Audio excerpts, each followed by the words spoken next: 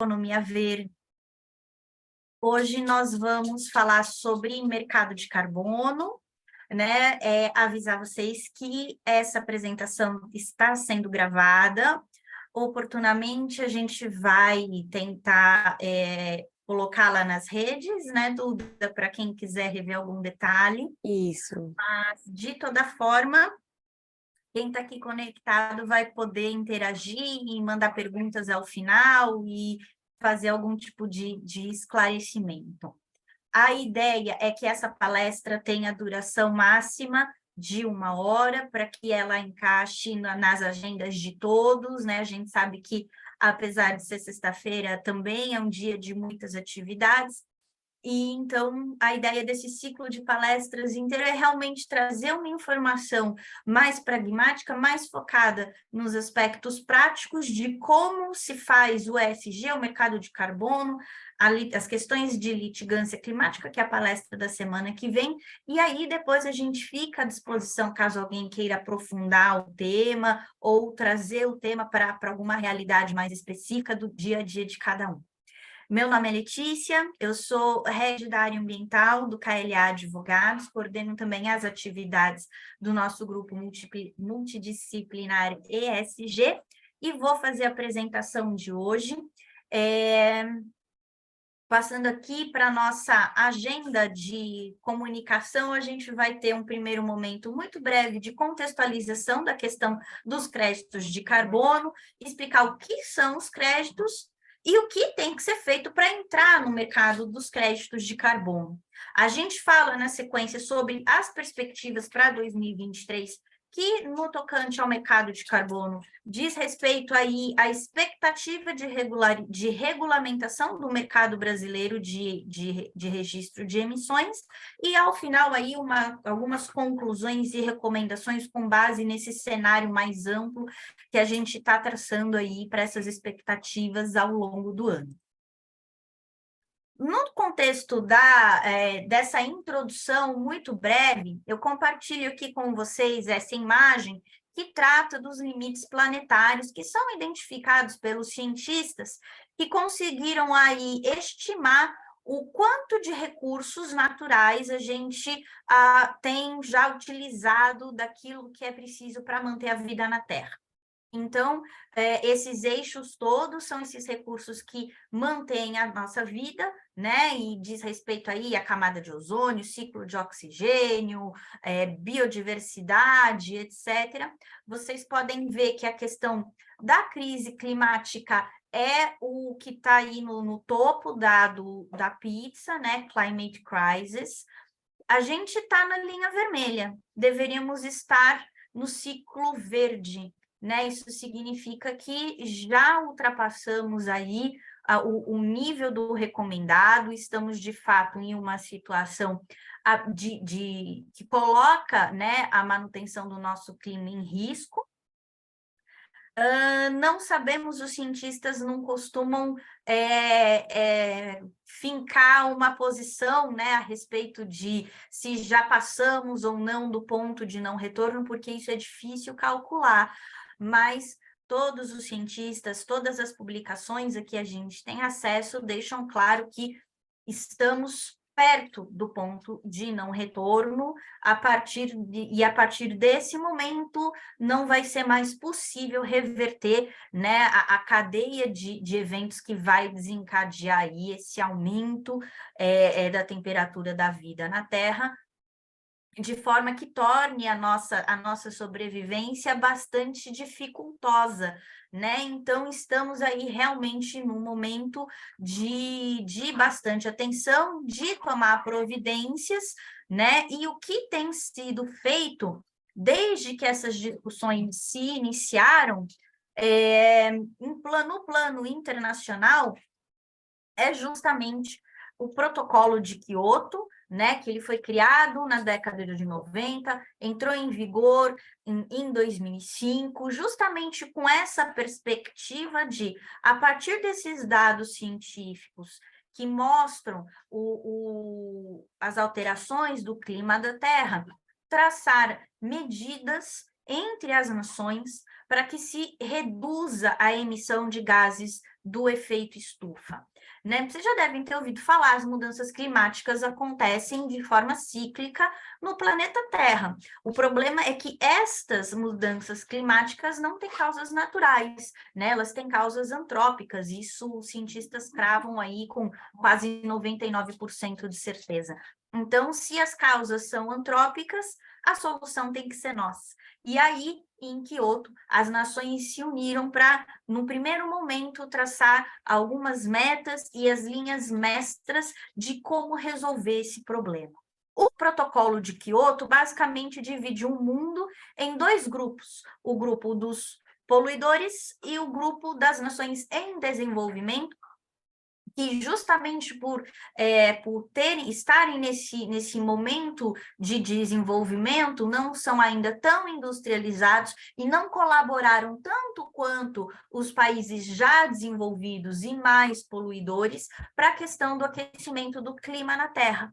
Os países considerados aí os industrializados, os desenvolvidos, entre aspas, né? Assim, eu sei que esses termos podem causar muitas discussões, mas só para simplificar, a gente está usando aqui os termos de uma forma bastante pragmática, com atenção para os termos que foram convencionados, né, nessas resoluções, nesses protocolos todos, né? Então, os países considerados desenvolvidos, que já têm industrialização avançada e que, portanto, colaboraram mais para o acúmulo de gases de efeito estufa e para o aquecimento do planeta, estão no anexo 1 do protocolo de Quioto.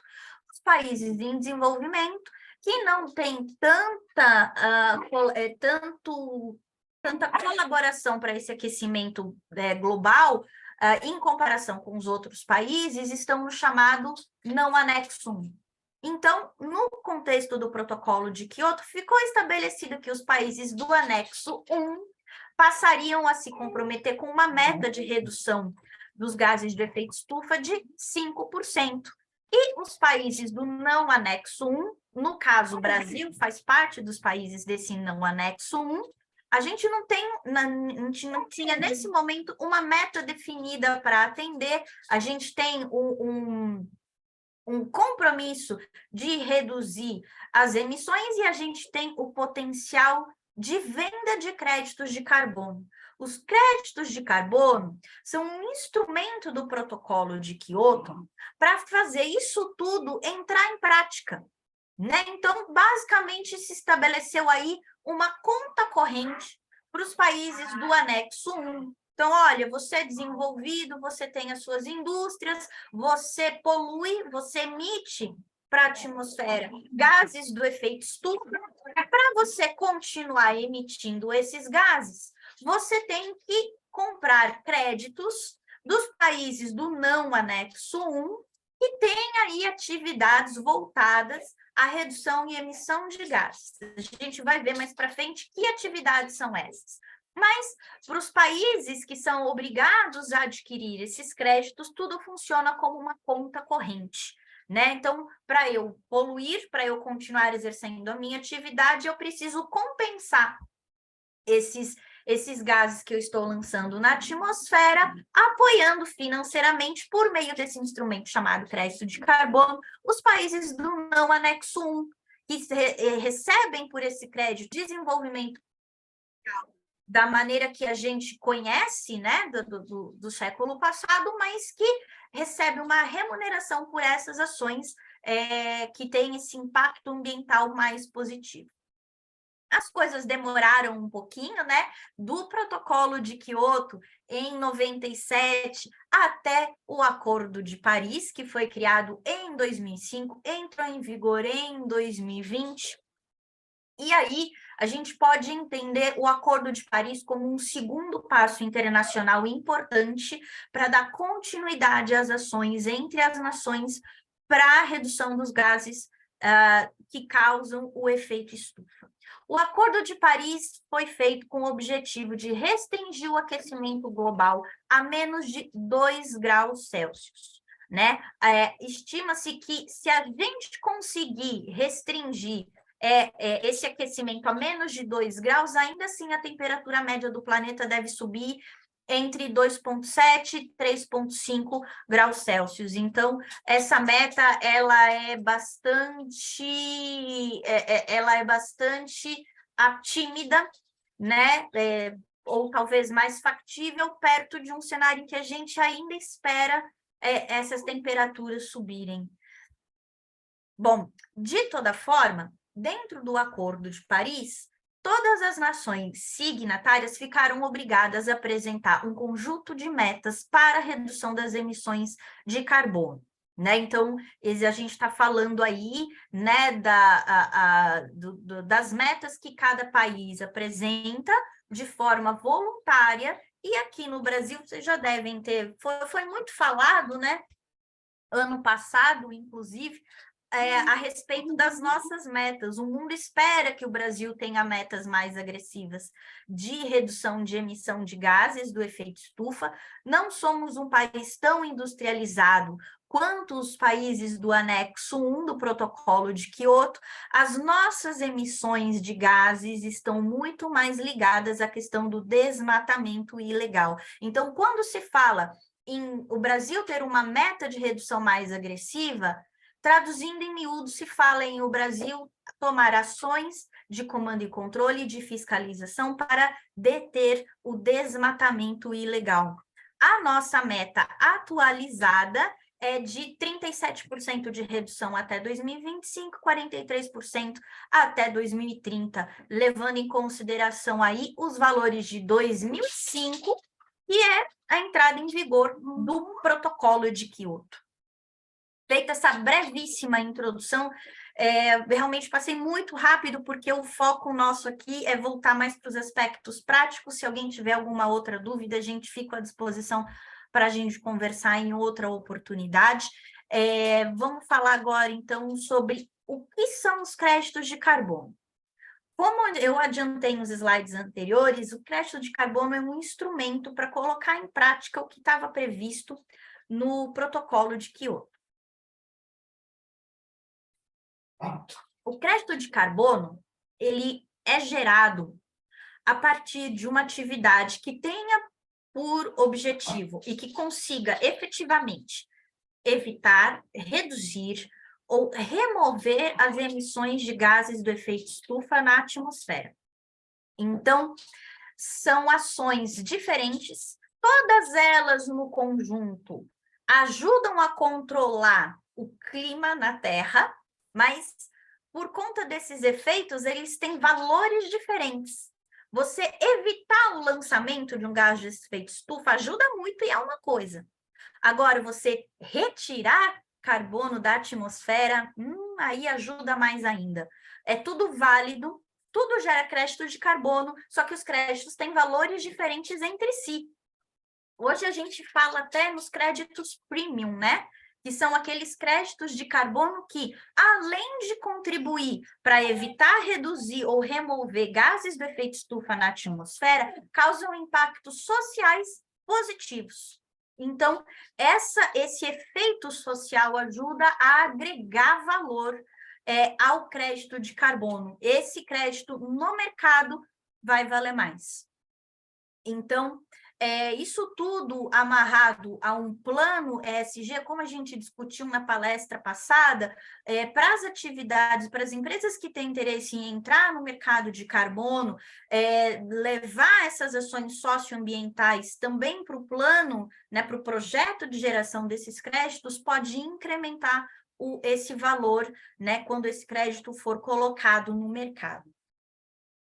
Quanto vale? O que é um crédito de carbono, então, no final das contas? Cada crédito equivale a 1 tonelada de gás carbônico, que se evitou de ir ou que se retirou da atmosfera.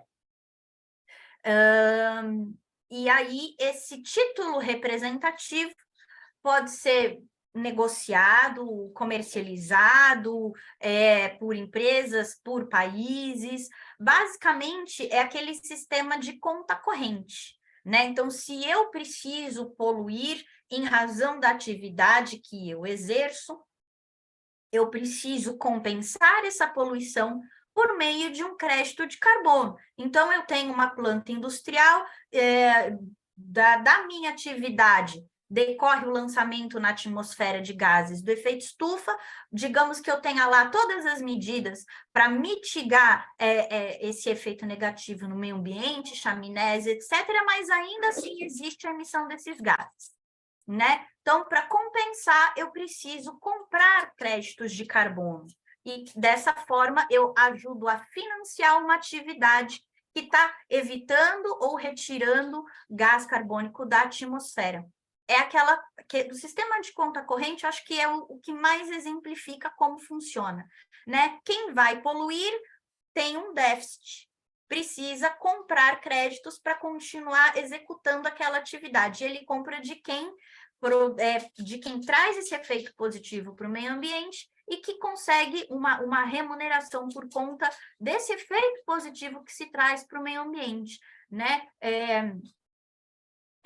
Eu acho que do ponto de vista pragmático, os instrumentos econômicos para a defesa do meio ambiente funcionam de forma muito mais eficaz do que os instrumentos de comando e controle tradicionais, que são as fiscalizações, as multas dadas pelos órgãos ambientais.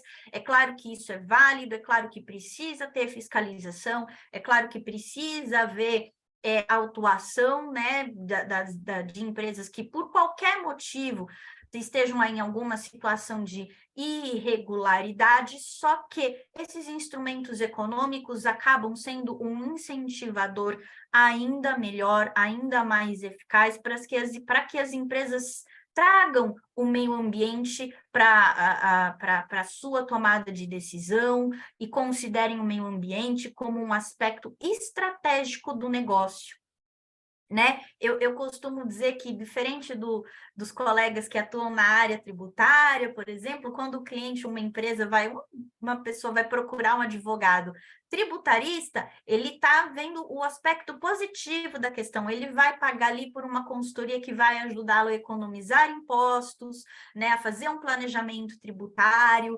então ele vê isso como um investimento que vai trazer retorno financeiro.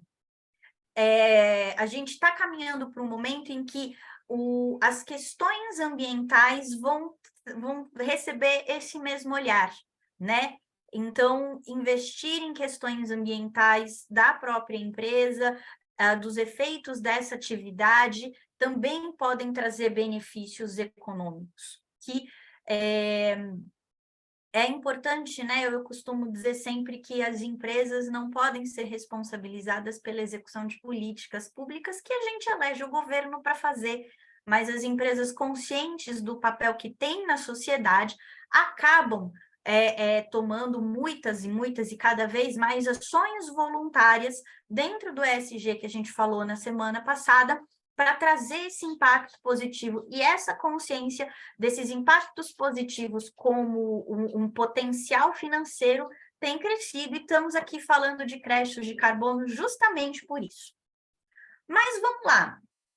Quais são as atividades que são elegíveis para gerar créditos de carbono? Estamos no Brasil, somos um país não anexo 1, temos um potencial muito grande de venda de geração e venda de créditos de carbono. Estava lendo na CNN, inclusive ontem, que nós temos 22% da demanda global por créditos de carbono.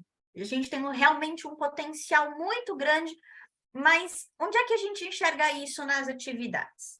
Na agricultura, por exemplo, por meio de um manejo apropriado da atividade rural e da agropecuária, nas atividades de silvicultura, eficiência energética, combustível, resíduos, transporte. Isso é só um exemplo, essa lista não é exaustiva.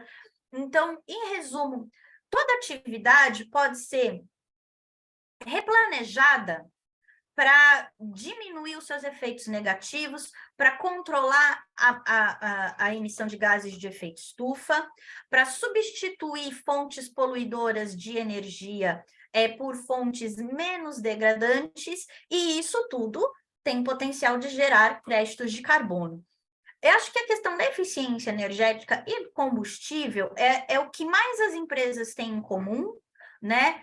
Seja de serviços, sejam de indústrias, e são os exemplos mais fáceis de visualizar para a gente conversar aqui.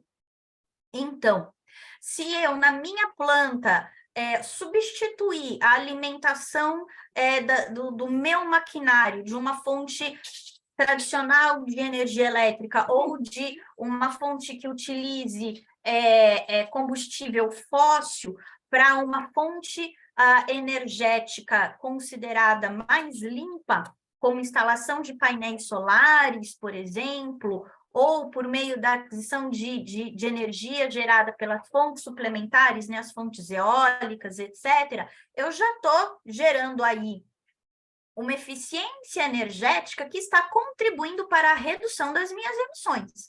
Então, se antes eu usava combustível fóssil como principal fonte de energia, e eu substituo esse combustível fóssil por uma outra forma de geração de energia que cause menos impacto no meio ambiente, eu já tenho um ganho de eficiência energética que se traduz em créditos de carbono, porque da minha pegada de carbono, eu consegui reduzir as emissões relacionadas à minha atividade. Idem para a questão dos combustíveis, né? Se eu tenho uma frota de carros, de caminhões que estão ali para fazer a logística da entrega do meu produto, se eu substituo o combustível dessa frota de um combustível fóssil para um combustível menos poluente, que gere menos gases do efeito estufa, eu também tenho aí um ganho de eficiência que vai implicar na redução das minhas emissões, pode gerar créditos de carbono. Se alguém tiver alguma dúvida específica, a gente pode conversar. São diversas atividades que podem ser analisadas caso a caso a partir do seu potencial de gerar créditos.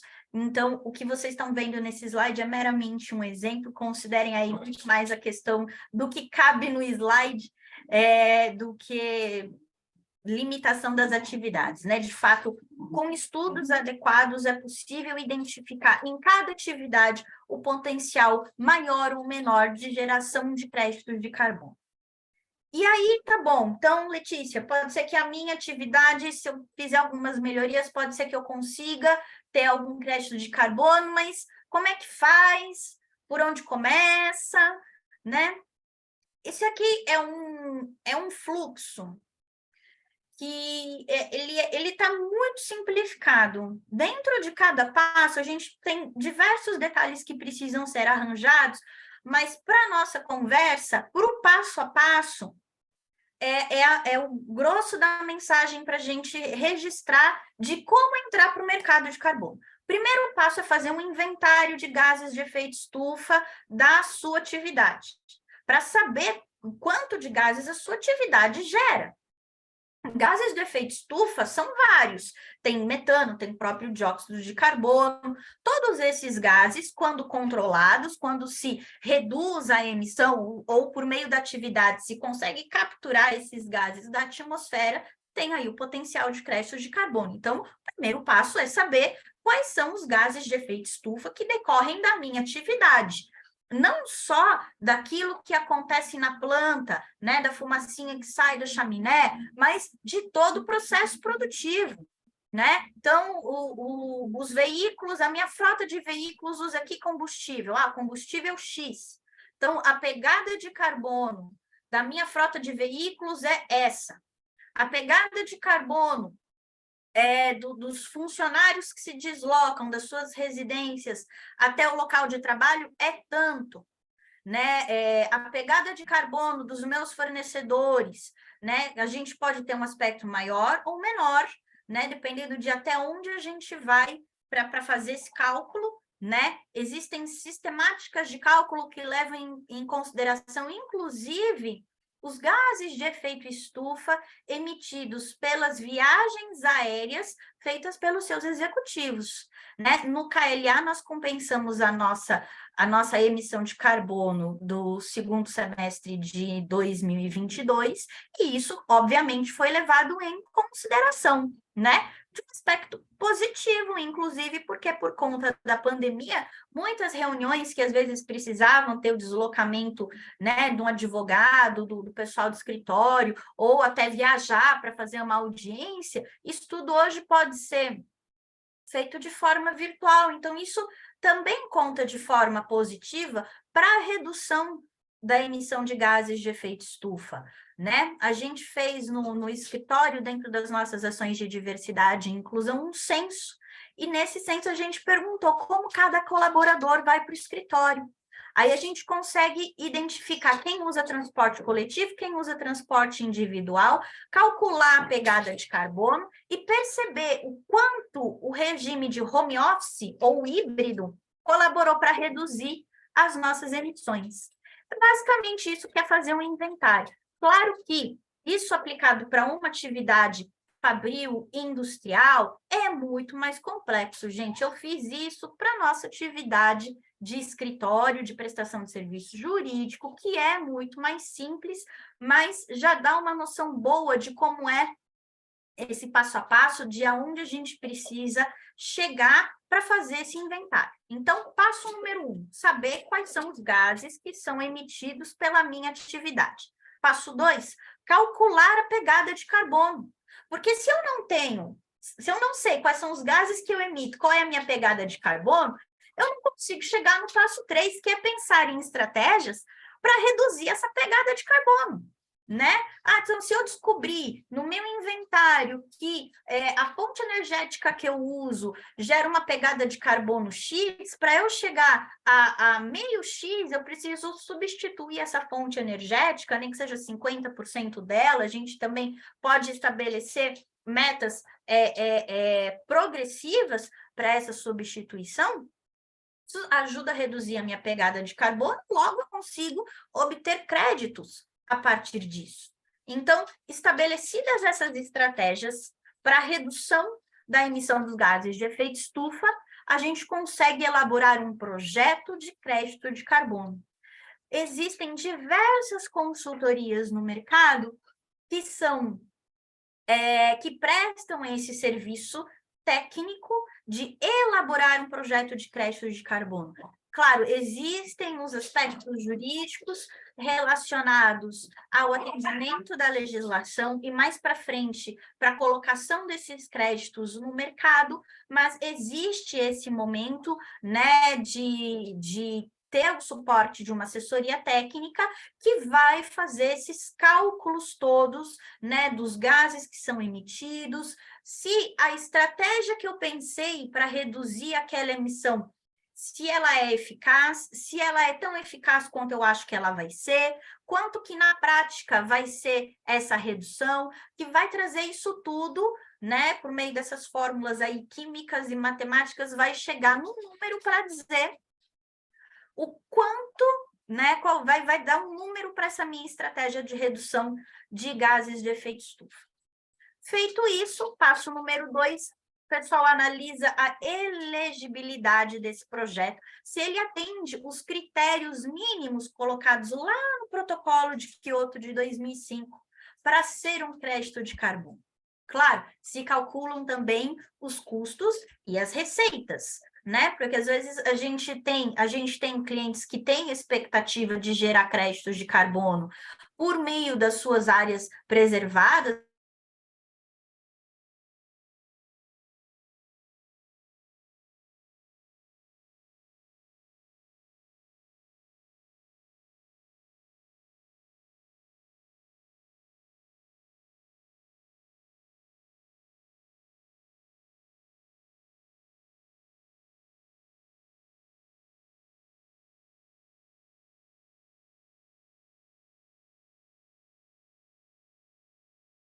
Da colocação desse crédito de carbono no mercado. Bom, Se chegou até o passo 6 e os prognósticos são positivos, né? Existe aí uma grande possibilidade de rentabilidade desses créditos, né? Se faz um contrato, então, com essa empresa, com essa consultoria especializada, que vai fazer os trâmites burocráticos para validar e registrar esse crédito de carbono. Isso tudo é... Então, você contrata essa assessoria e essa assessoria vai trazer todas essas informações para um documento chamado Documento de Concepção de Projeto, né? Em português, a sigla DCP, que é o que é levado a registro e validação junto à ONU e que vai ser o lastro, é o que vai comprovar o lastro do crédito. Pessoal, cada crédito tem validade de 1 ano. Então, se calcula assim, se eu quero, por exemplo, vou pegar um exemplo fácil da gente visualizar como funciona essa questão de validades dos créditos. Se eu tenho, na minha propriedade rural, a manutenção de áreas verdes, e essas áreas verdes geram créditos de carbono, e eu cheguei lá, pelos cálculos, se chegou à conclusão que eu tenho direito a 2 créditos de carbono, eu manter essa minha área preservada equivale aí a evitar ou retirar da atmosfera 2 toneladas de dióxido de carbono ou de outro gás do efeito estufa. Isso tudo vale durante 1 ano. Esse crédito não vai valer para sempre, né? Então, não é porque, olha, eu preciso manter a minha reserva legal lá na minha propriedade para sempre, porque é uma exigência legal. Sim, só que você precisa renovar esses créditos periodicamente, né? O tempo que eles têm de vida, entre aspas, também influencia no valor que ele vai ter no mercado. Então, um crédito que foi gerado de uma atividade em 2022, ele é mais fresquinho, ele vale mais que o crédito de uma atividade que passou por esse processo todo, foi validado e registrado em 2020, por exemplo, né? Então, isso também tem que ser levado em consideração, porque a partir da validação e do registro, a gente starta aí um reloginho, né, que vai levar aí a depreciação do valor desse crédito. Então, para tornar isso rentável, o ideal é que esse projeto leve em consideração essa questão de gerar novos créditos, validar e registrar novos créditos, né? E com que velocidade você consegue vender os créditos que você coloca no mercado e gerar outros, né? Para que tenham um valor agregado. Bom, pessoal, como é que os créditos são validados, né? Quem é que diz que aquele crédito de carbono é um crédito de carbono, que atendeu todas as diretrizes previstas lá no protocolo de Kyoto, e que esse crédito de carbono, de fato, corresponde à redução ou à retirada de 1 tonelada de dióxido de carbono da atmosfera? Bom, existem diferentes padrões de verificação que são reconhecidos internacionalmente, né? Os mais conhecidos são a Gold Standard e a VEAS. Então, eles que trazem esses critérios de validação e, via de regra, as empresas, as consultorias contratadas são validadas por esses padrões de verificação, e quando eles vão fazer o projeto de carbono, vão fazer o documento de concepção do projeto, eles vão aplicar um desses padrões de verificação, né, que vão chancelar o método de cálculo que vai ser levado para validação e para registro. Feito isso, crédito reconhecido, validado e registrado, ele pode ser colocado no mercado. Existem hoje 2 tipos de mercado, o mercado regulado e o mercado voluntário. Eles são diferentes. O mercado regulado é mantido pelos governos, que vão regular o comércio de carbono, né? Quando se coloca um crédito de carbono no mercado pelo mercado regulado, os créditos de carbono que são contabilizados pela regulação do Estado contam para a meta de carbono assumida pelo país no Acordo de Paris. Como esse mercado é regulado, o mercado tem essa informação, e essas informações, esses créditos vão contabilizar para a meta para as contribuições nacionalmente definidas para as NDCs de cada um desses países, né? Qual que é a diferença? O mercado regulado, se eu quero entrar no mercado regulado, eu vou necessariamente assumir obrigações, né, para reduzir esses efeitos, né, para reduzir a emissão dos gases. O mercado voluntário não traz essa obrigatoriedade. Quem hoje está no mercado voluntário, que se desenvolveu paralelamente ao mercado regulado, desde o protocolo de Kyoto, o mercado voluntário está, entre aspas, mais avançado, porque o mercado regulado ainda depende de muita regulamentação, da própria regulamentação do Acordo de Paris, da regulamentação e da constituição do mercado formal nesses países do mercado regulado. Então, enquanto isso não acontece, o mercado criou um mercado voluntário. Então, as empresas que querem compensar as suas próprias emissões podem voluntariamente, sem ter obrigação legal nenhuma, fazem isso, inclusive, dentro dos seus projetos ESG ou dentro da contribuição que quer dar para a sociedade, para as questões de sustentabilidade das suas atividades, vão comprar créditos verificados, né, reduções verificadas de emissões de quem está realizando trabalhos justamente para reduzir emissões ou capturar emissões da atmosfera. Então, hoje a gente tem um mercado voluntário já funcionando, com a expectativa de ter o mercado regulado funcionando muito em breve. Como é que estamos aqui para 2023? Quais são as expectativas? Como é que está a questão do mercado regulado, que que é o que traz brilho nos olhos, né, para essa questão de mercado de carbono nesse próximo ano? Pessoal, no Brasil, a gente tem, desde 2009, uma política nacional de mudança do clima, que já lá atrás traçou essa expectativa de mercado de carbono. Lembrem que a gente está falando de mercado de carbono desde Kyoto. Então, já existe essa expectativa há muito tempo. A gente tem uma lei há muito tempo. Essa lei, só em 2022, foi regulamentada no sentido de trazer alguns conceitos muito básicos, muito preliminares, mas muito importantes para que a gente tenha um mercado regulado no Brasil. Ele vai se chamar Mercado Brasileiro de Reduções de Emissões, MBRE, e é o que está no projeto de lei 412/2022. Então, ele está tramitando muito rápido, como vocês podem perceber, né? Ele é do ano passado, ele está tramitando no Senado, ele já passou por diversas comissões, ele está atualmente na Comissão de Meio Ambiente, onde o assunto é terminativo. Então, a expectativa é que esse projeto se torne lei ainda esse ano.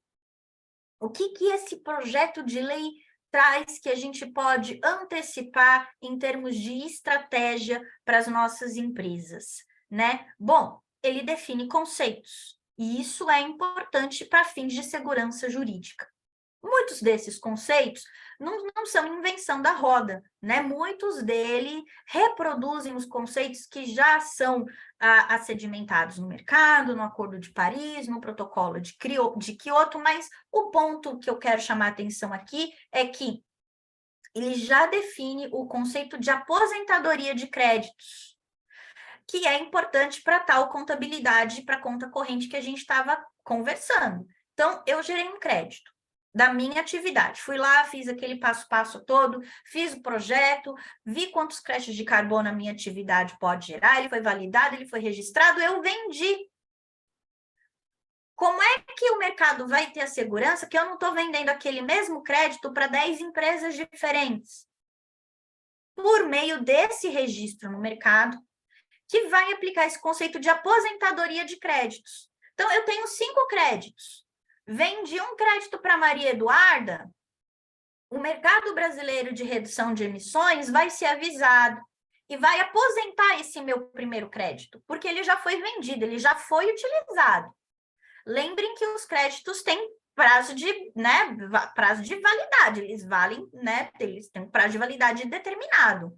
Então, eu também não posso ficar com o mesmo crédito e vender esse crédito para sempre. É uma maneira de incentivar as empresas a seguirem com as suas atividades de redução de emissões ou retirada de gás carbônico da atmosfera, né? Então, vendi um crédito. Lá no mercado brasileiro de reduções de emissões, o que o projeto de lei antecipa é que esse crédito seja aposentado. Então, vai ser dado baixa no registro desse crédito para que eu não venda ele de novo. Né? A pessoa que está comprando também precisa ter a segurança de que ele comprou aquele crédito é dele, ele não vai ser revendido pela eternidade dentro do mercado pela Letícia. Vendi um crédito, foi aposentado, vendi o segundo, ele vai ser aposentado dentro do mercado, e assim por diante. Vendi os meus 5 créditos. Para eu vender mais créditos, eu vou precisar gerar mais créditos e dar continuidade à minha atividade, que vai reduzir ou capturar gases de efeito estufa da atmosfera. Então, quanto mais eu mantiver essa minha atividade, eu vou continuar gerando créditos que vão continuar sendo colocados no mercado à disposição de quem precisa comprar créditos para poder exercer uma atividade poluidora. Esse projeto de lei, inclusive, traz um conceito que é muito... ele é uma quebra de paradigma para quem trabalha no direito ambiental há muito tempo, né? Ele traz o conceito de direito de poluir. E a gente costuma dizer em direito ambiental que não existe direito adquirido contra o meio ambiente, né? Que o princípio do poluidor pagador não significa direito de poluir, mas esse conceito faz total sentido no contexto da conta corrente do mercado de carbono, né? Então, se eu comprei, eu tenho uma atividade poluidora, eu comprei um crédito, eu tenho direito de poluir equivalente a esse crédito que eu comprei, né? Foi exatamente por isso que eu comprei, para poder dar sequência à minha atividade que gera um gás de efeito estufa no contexto de uma atividade, de uma empresa, de uma nacionalidade que tem obrigação, né, por qualquer motivo, de compensar essas atividades, né? E mais que se prevê nesse projeto de lei para o mercado? Bom, permitir que compradores de produtos e serviços brasileiros certificados com créditos de carbono os utilizem para compensar emissões na União Europeia. Vocês devem ter visto, porque isso deu uma repercussão muito grande. No final do ano passado, a União Europeia, então, o parlamento deles aprovou o Pacto Ecológico. A gente vai falar disso com mais detalhes no próximo slide.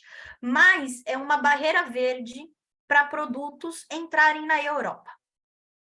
Então, existe essa questão toda da pessoa que está lá na Europa e quer importar alguma coisa no Brasil, essa pessoa, essa empresa, esse importador vai ter que se preocupar com a pegada de carbono, etc. E o projeto de lei, ele vai ser muito útil para o mercado brasileiro, que vai exportar para a Europa, a partir do momento em que ele possibilitar que aquela atividade exportadora que gera créditos de carbono, quem importar vai levar esses créditos junto para compensar o que está sendo, né, para compensar suas atividades lá.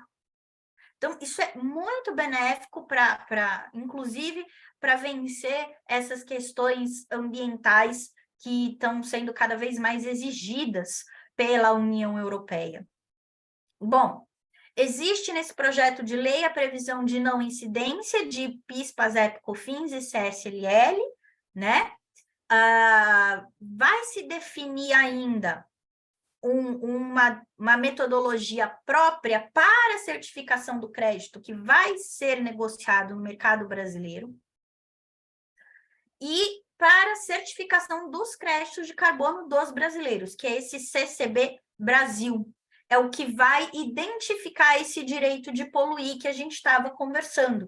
É o que vai fazer a contabilidade de quem compra, de quem vende, né? Se quem vende está vendendo tudo que tem, se já está vendendo a mais, se já está na hora de aposentar um crédito ou não, né? Então, eu vendi um crédito, a Letícia vendeu um crédito para a Duda, nossa host aqui do evento.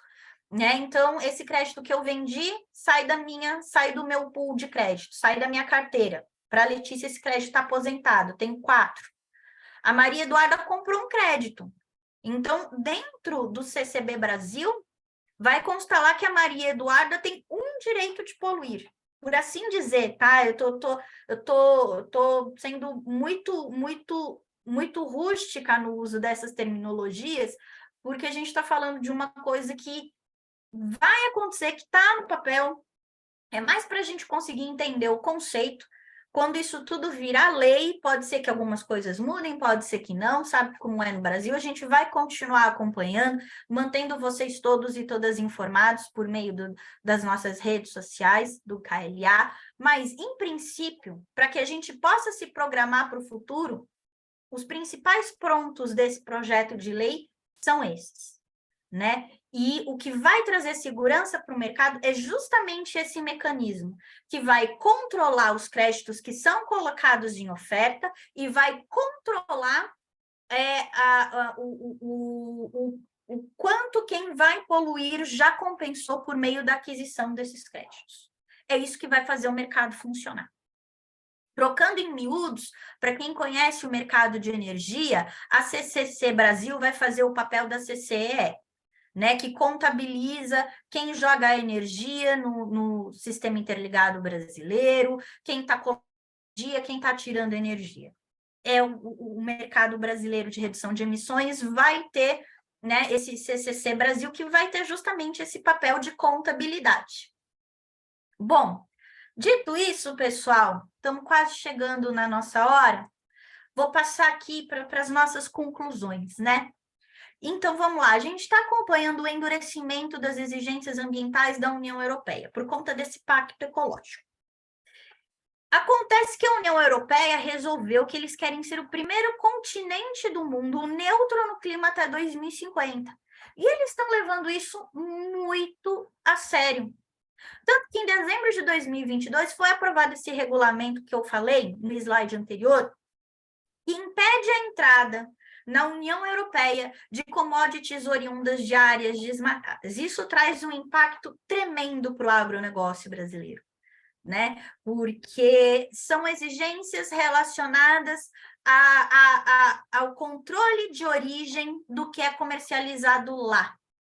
Então, esse exportador brasileiro vai precisar comprovar, né, que o que ele está colocando no mercado da União Europeia não foi cultivado, não teve origem em área desmatada ilegalmente, né, que ele vai precisar comprovar o compliance, as normas ambientais, inclusive dos seus próprios fornecedores. Né? Na cadeia da agropecuária, por exemplo, normalmente quem faz o abate e a distribuição da carne não é quem cria, só que aí, para atender as exigências da União Europeia, ele vai precisar saber o que está acontecendo lá na fazenda do cara que está criando o gado que ele vai abater.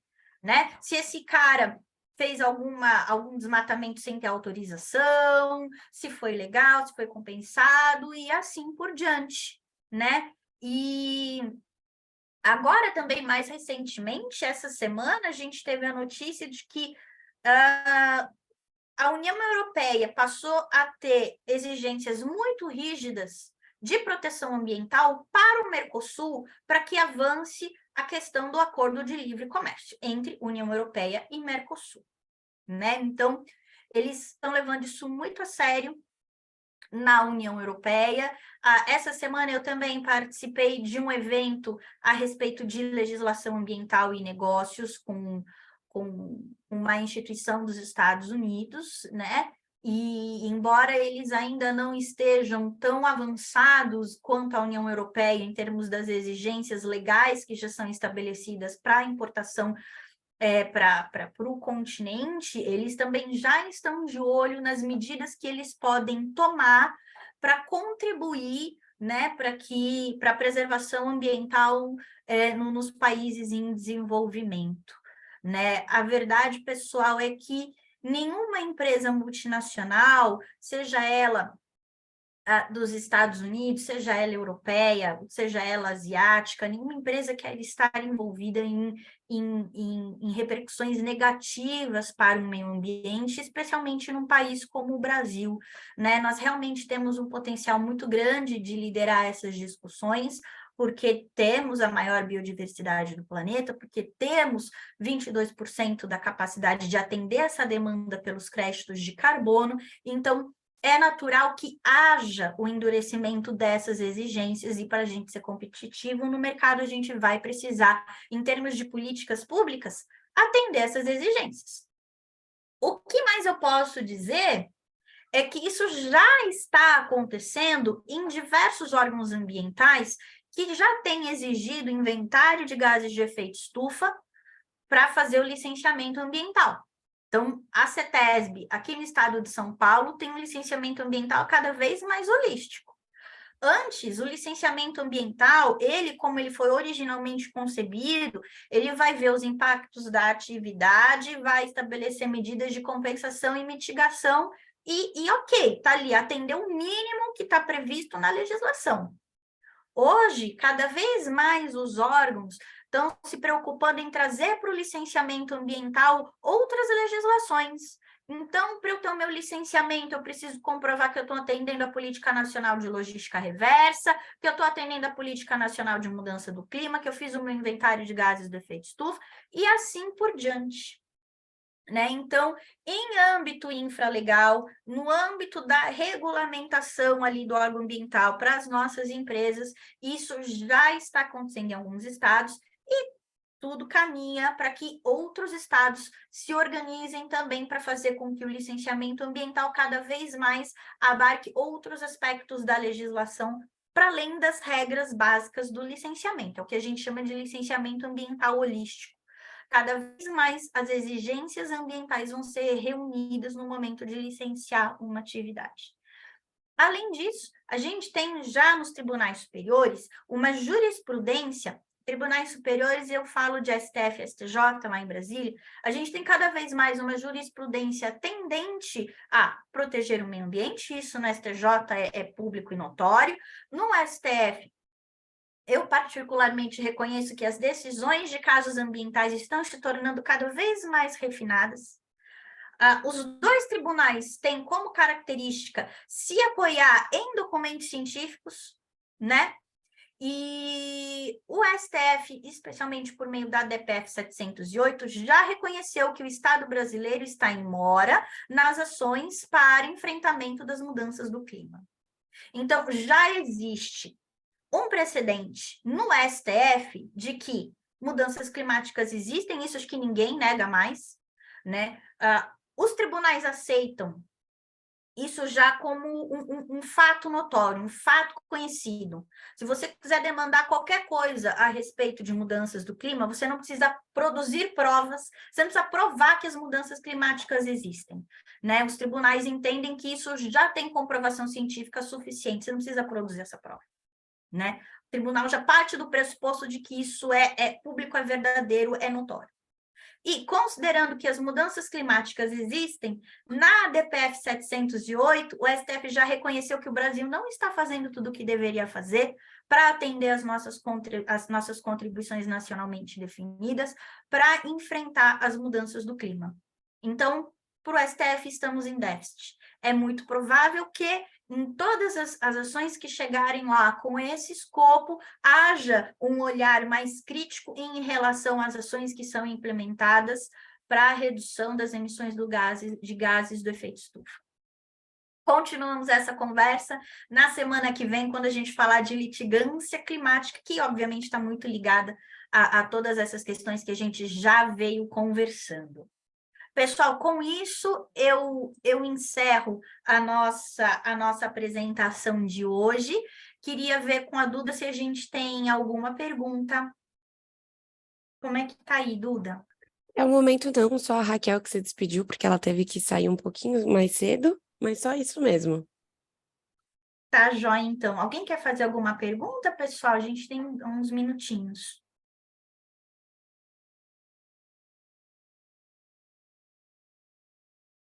Duda, me avisa, tá? Porque eu Ah, não não, tô pode vendo. deixar. Só a Adriane que agradeceu, falou que é muito bom. E a Ana Laura também. Ah, que bom. Fico feliz que tenha atendido. Tiago, que bom que você gostou também. Ai, eu estava ansiosa por essa palestra, porque a gente nunca sabe, né? É um assunto tão novo e o público está sendo tão diversificado. A gente fica, eu não quero ser repetitiva, mas se eu não falar de certas coisas, pode ser que alguém do público não entenda o início da conversa. Que bom que eu consegui atender, então, a expectativa de vocês. Fico muito feliz. Obrigada, Andréia. Fico feliz também. Yara, que bom, Verena, Jorge, bacana, líder. Eu fiz o curso de liderança climática também. Muito bacana, aprendi muita coisa. Pessoal, obrigada. Espero que vocês possam estar com a gente, então, na semana que vem, que a gente vai falar de litigância climática. Oportunamente, essa gravação vai para a internet, mas acompanhem, por favor, essa semana nós lançamos no KLA o blog Conexão ESG para tratar desses assuntos. Vocês podem ver em klalaw.com.br. Temos alguma perspectiva de trabalhar o protocolo de Nagoya? Por enquanto não, Rebeca, mas se você puder, me escreve e a gente conversa mais detalhadamente sobre esse assunto. Joia. Pessoal, muito obrigada.